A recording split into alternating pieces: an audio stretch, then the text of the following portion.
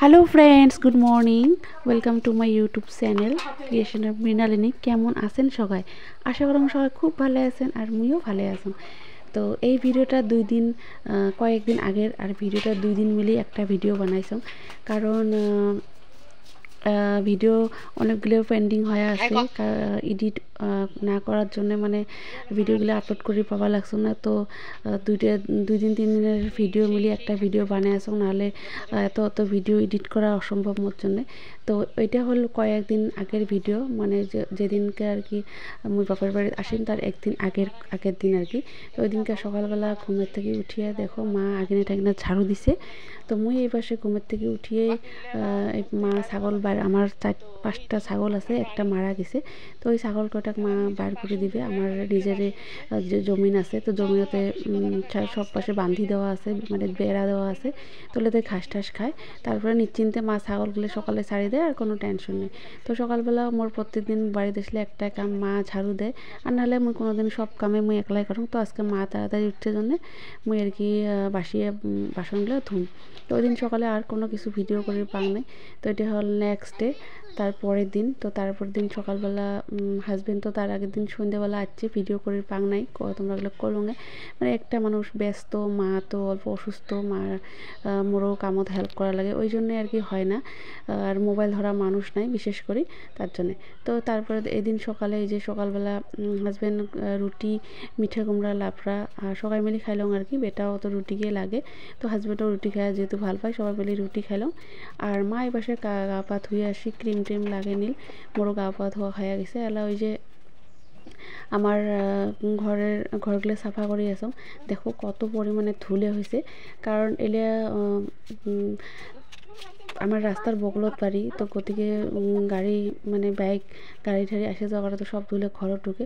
আর ঘরটা খুব ভাল করে মুই থাকা যতদিন মুই থাকং ঘরগুলো খুব সাফা করে থাকং, ঝাড়ু দেং ডেইলি, না মুছলেও কয়েকদিন পরে পরে মুছং, কাপড় চাপড় ধোয়া। আর মা একটা মানুষ, এত বিশাল বড় বাড়ি, মা ঝাড়ুই দিবে না, এলে করবে। তাতে মানুষটা অসুস্থ, তো নিজে যে চারটে রান্ধি খায় ভাত কটা, এটাই বড় ব্যাপার।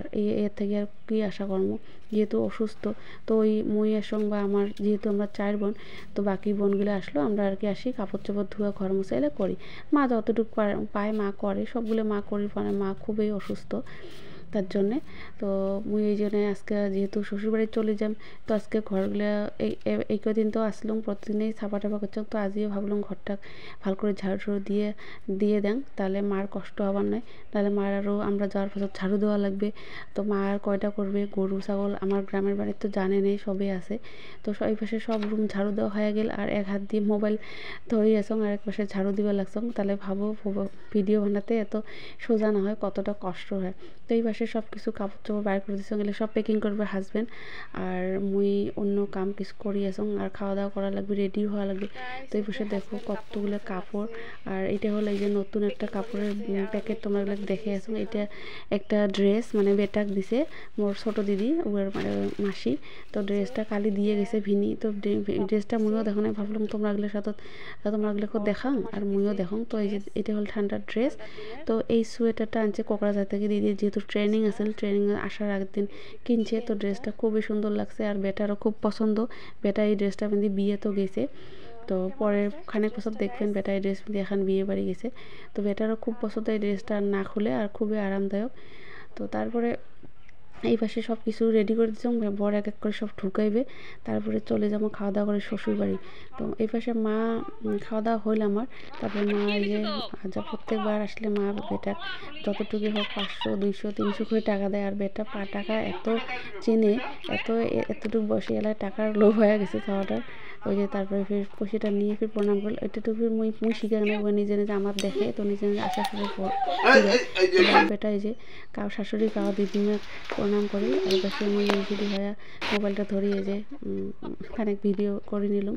তো যাওয়ার সময় মনটা সবসময় সদায় বেয়া থাকে, মুই কিন্তু ঘন ঘন আইসং, তার কারণও তোমরা এগুলো জানেন, মা অসুখ জন্য।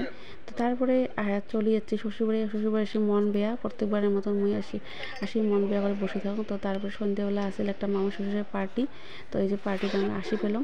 তো পার্টি ঠাটি খাই আলা চলে যাবো বাড়ি। তো কেমন লাগল ভিডিওটা, আর এই দেখো মোর লুক।